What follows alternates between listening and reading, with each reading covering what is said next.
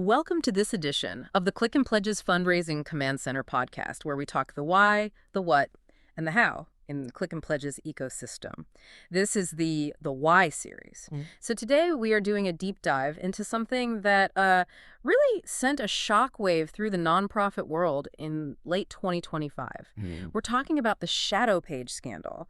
And this wasn't just some tech glitch. This was a massive strategic decision that really it raises some profound questions. It absolutely does. And for you listening, our goal today isn't just to go over the facts. We really want to analyze why this happened. What was the thinking behind it? And what does it mean for your strategy right now? Exactly. Especially as we head into the biggest giving season of the year. This is all about digital sovereignty, about owning your donor data, and frankly, protecting your own brand. Okay, so let's just jump right in. Let's unpack what actually happened back in October 2025. We're talking about GoFundMe and, what was it, 1.4 million nonprofits. Yeah, that's the number. And the core of the issue, really, it comes down to a single word: consent. Or I should say the complete lack of it. Okay, so how did they do it? What was the mechanism? Well, they scraped publicly available IRS 990 data. The tax filings that every nonprofit has to submit. Exactly. And from those filings, they pulled the employer identification numbers, the EINs. Which proves you're a legitimate charity. It proves you exist legally. But, and this is the huge philosophical violation, they took that proof of existence and treated it as permission to solicit donations. Wow. So just because you filed your taxes, they assumed they could fundraise in your name. That's it. It was a purely opt-out system. They created these 1.4 million pages without a single email, a single phone call, no permission whatsoever. So organizations were suddenly forced to discover that someone else was fundraising for them? Yes. And then they had to go through this really complex process just to reclaim what was already theirs to begin with, their own brand. And this is where it gets really interesting and damaging. It wasn't just that the pages existed. Many of them were flat out wrong. Oh, completely. We saw nonprofits discovering pages with outdated logos, branding from 10 years ago. I even saw some with the wrong website listed for the organization. Right. And imagine you're a donor. You search for a charity you love. You land on a page that looks a little off. The link is broken. What do? You hesitate. You lose trust. You think maybe the charity isn't legitimate anymore. And just like that, decades of brand building is undermined by a third party who never even asked. Let's shift to the money, because this is where the strategy goes from questionable to, well, truly deceptive. Let's talk about the tip. This is so critical for you to understand. We need to draw a very clear line between an honest fee and what they were doing. An honest fee being, the standard costs for processing a credit card securely. It's a service. You sign a contract. You agree to the cost. Exactly. It's a transparent business reality. But the GoFundMe pages, these shadow pages, they introduced something very different. Yeah. At checkout, there was a default tip. And it was often set pretty high, right? Yeah, sometimes 15%, even up to 16.5% was pre-selected for the donor. So the interface made it look like this extra money was helping the charity, maybe covering their costs or something? That's the deception. It's what some people call a dark pattern in design. It plays on the donor's goodwill. They want to help the charity get the full amount. But the reality was? The reality was that 100% of that tip went directly to GoFundMe. 100%. The charity saw none of it. Yeah. Not a single cent. So a donor adds an extra $20 thinking they're helping a local animal shelter, but that $20 just goes into the pocket of a massive tech platform. And when that donor finds out, they feel scammed. Yep. And who do they direct that anger at? The nonprofit. Often, yes. The trust is broken, Yeah. and it's the nonprofit's reputation that suffers. It's not just a bad business model, like you said. Yeah. It is brand sabotage. Which leads right into the next major strategic problem here, SEO hijacking. This is huge. Because a platform like GoFundMe is a tech giant, they have what's called massive domain authority. Meaning Google trusts them. Their pages rank very, very high in search results almost instantly.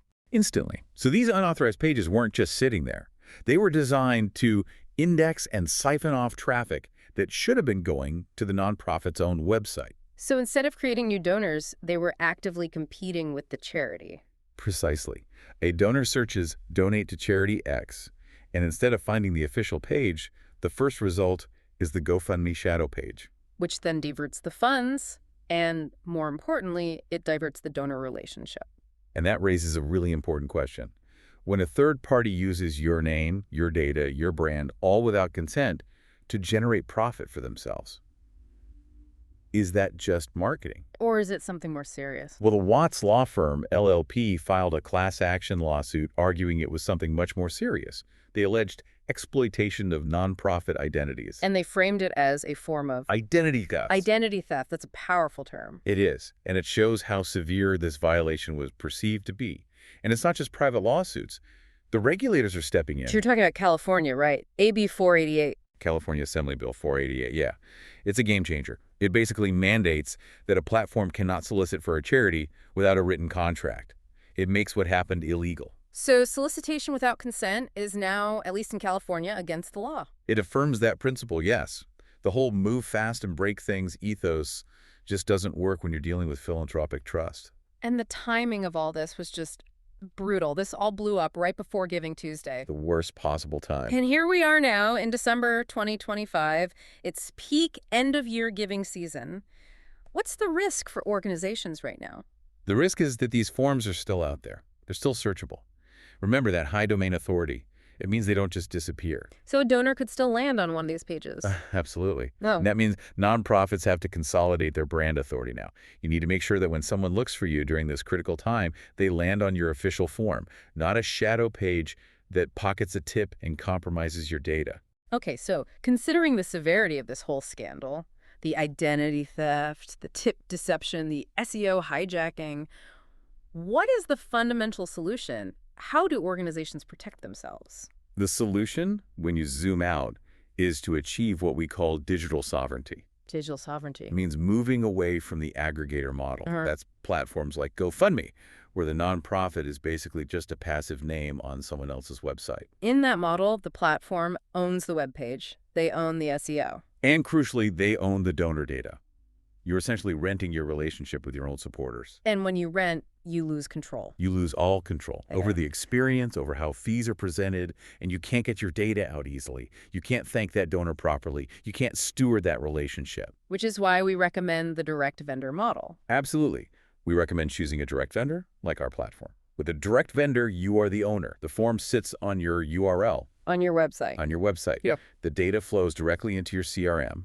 The money settles in your bank account. It's true ownership. The conclusion here seems unavoidable, really. It's the big lesson from this whole scandal. It is. If you do not own the form, you do not own the donor. You don't. And that's why we believe organizations must prioritize owning your form. It is the ultimate defense against this kind of strategic violation. It's the only way to guarantee integrity. So what really stands out to you at the end of all this? For me, it's that innovation in this space has to be opt-in. It can never be something that is done to the nonprofit community. It has to be done with them. And that protecting your donor relationship, that trust you've built, is your greatest asset. And you have to protect it with digital ownership. Exactly. You can't delegate that trust to a middleman whose primary goal might just be their own bottom line. For more information about this and all Click and Pledge products, make sure to visit clickandpledge.com and request for a one-on-one training or demo.